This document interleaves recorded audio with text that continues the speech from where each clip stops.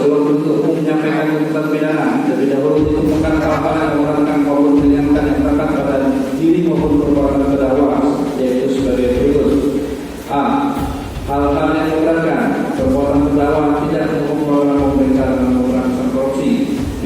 Hal-hal yang meringankan terdakwa berlaku sopan di depan persidangan, terdakwa berperkara dihukum, terdakwa berterus terang mengakui perbuatannya, merasa bersalah dan mencari perbuatannya.